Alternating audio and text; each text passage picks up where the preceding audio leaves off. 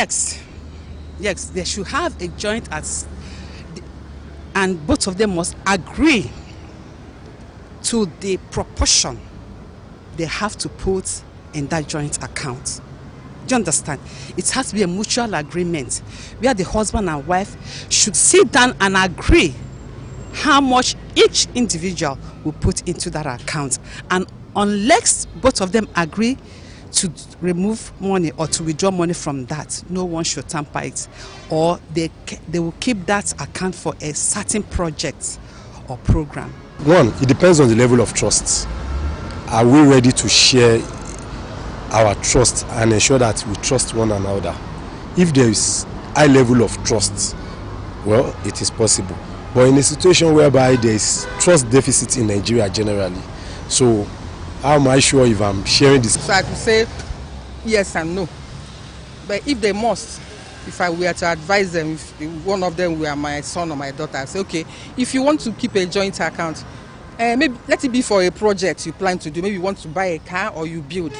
So you keep that joint account and be contributing. But that doesn't exempt you from keeping your own personal account. So as you're keeping the joint account, you should keep yours too. I really don't see anything bad there. If a couple decide to have a joint account, at least it goes a long way to, tell us how close or how much trust they have in themselves.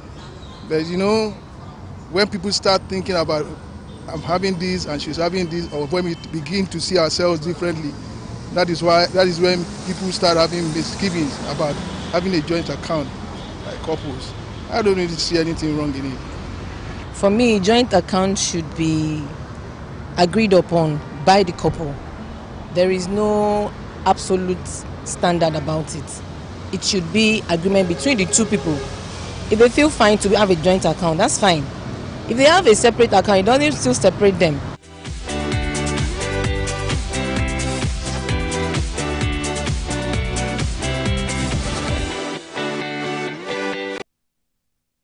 All right, quite enlightening listening to regular people on the street talk about this concept of joint accounts, especially when you look at, marriage is, a lifetime, is basically forever.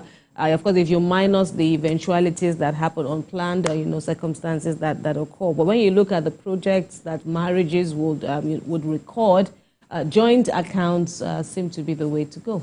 If all factors are considered. But like I always say, do what works for you. There's some couples that do not prefer joint accounts. Do what works, absolutely. Just do what works for you. Joint account doesn't mean you put all your monies as you receive it into the joint account. Just a certain amount of money you both have planned to put in. And you do that basically at the duration you want to do that, maybe monthly. And it can be used for some certain projects, maybe house rent, maybe buying a property, or school fees and all of that. You just put it there so that you know that there's a certain amount of money for the household in that account.